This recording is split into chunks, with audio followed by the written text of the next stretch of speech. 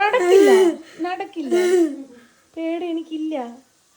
ഇത് ആയിട്ടല്ലേ തരാൻ പറ്റൂ, ഫുഡായിട്ടല്ലേ തരാൻ പറ്റൂ. ഇടിക്കാൻ പറ്റത്തില്ലടേ, പറ്റത്തില്ല ഇടിക്കാൻ.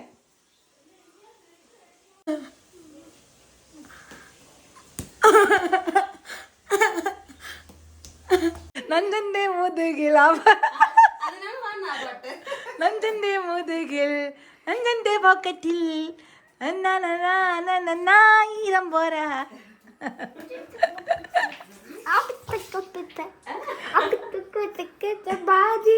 പാട് പാടടാ പാടടാ.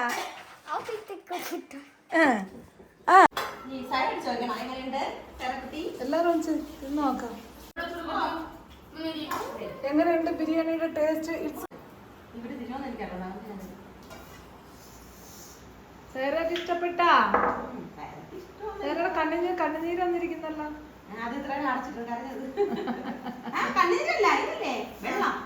നമ്മള് ബിരിയാണി ഉണ്ടാക്കുന്നത് നമുക്ക് കാണിക്കണ്ടേ എല്ലാരെയും?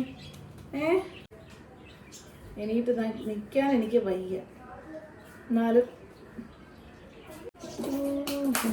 ഡിങ് ഡിങ് ഡിങ് ഡിങ് മാബ ഡിങ് ഡിങ് ഡിങ്. ഹലോ വിക്കി അപ്പ അപ്പ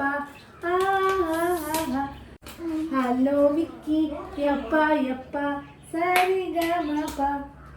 നമുക്ക് ആവശ്യമുണ്ടെങ്കിൽ ഈ സാധനം എടുക്കാം. എന്തൊരാശ്വാസം, സമാധാനം.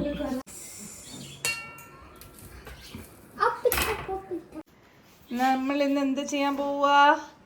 നമ്മളിന്ന് ബിരിയാണി ഉണ്ടാക്കുക. മക്ലൂബ ശരിക്കുട്ടി ബിരിയാണി ഉണ്ടാക്കാൻ പോവാ. അമ്മി ചിരിക്കുന്നടാ. തൊലി കളഞ്ഞ് റൗണ്ടായിട്ട് കട്ട് ചെയ്യണം.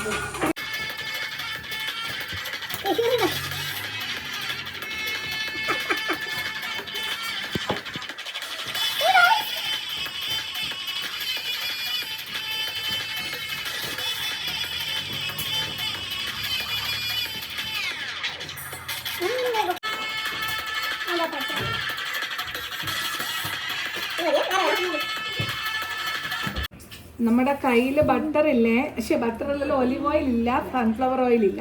അതുകൊണ്ട് നമുക്ക് ബട്ടർ എടുക്കാം. എന്നാൽ ഇത് വെളിച്ചെണ്ണയിൽ ഉണ്ടാക്കിയാൽ ടേസ്റ്റ് കാണൂല, ഈ പറയുന്ന അറബിക് ടേസ്റ്റ് കാണൂല. നമ്മളെ സാധാ ബിരിയാണിയുടെ കുരുകുരുകുന 2 ക്യൂബ് ബട്ടറിനകത്ത് നമ്മൾ ഈ പൊട്ടറ്റോ, ഈ ഉരുളക്കിഴങ്ങ് ഫ്രൈ ചെയ്തെടുക്കണം. പിന്നെ അതിൻ്റെ ക്യാരറ്റും ഫ്രൈ ചെയ്തെടുക്കണം. പിന്നെ ബാക്കി ഇതൊക്കെ ഒന്ന് ഷാഡോ ഫ്രൈ ചെയ്തെടുത്താൽ മതി. ഇതിനൊക്കെയാണ് ഇത് ബട്ടർ തോനെ വേണ്ടത്. എണ്ണ അല്ലെങ്കിൽ ബട്ടർ. എണ്ണ ഉപയോഗിക്കുകയാണെങ്കിൽ നമ്മുടെ ഒലിവ് ഓയിൽ ഉപയോഗിക്കണം. ആകപ്പാടെ ഒരു സവാള അരിഞ്ഞ് വെച്ചേക്കുന്ന അതിൻ്റെ അറ്റവും മൂലയൊക്കെ പറക്കിക്കൊണ്ട് പോവുക. ഇത് എന്നത്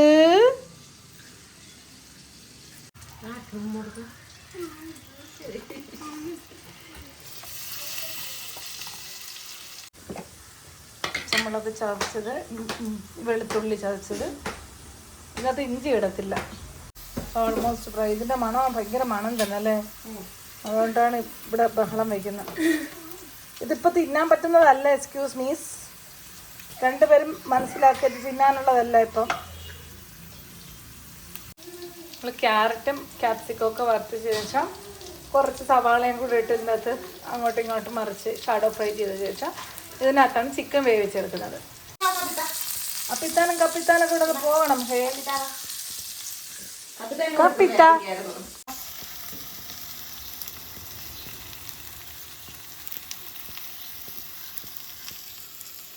ഇട്ട് കൊടുത്തിട്ട് മല്ലിയില വേണോടാ. മല്ലിയില ഇത്തിരി തോനെ എടുത്ത് അത്രയും നല്ലത്. അതിൻ്റെ പകുതി എടുത്തോ. പകുതി എടുത്തിട്ട് കുനുവിന അരിഞ്ഞ് തന്നാണ്.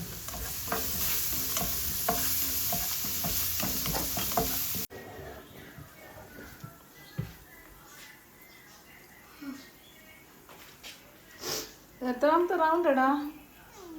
രാവിലെ കഴിഞ്ഞിട്ട് മൂന്നാമത്തെ റൗണ്ട് പുട്ടാണ് കയറ്റിക്കൊണ്ടിരിക്കുന്നത്.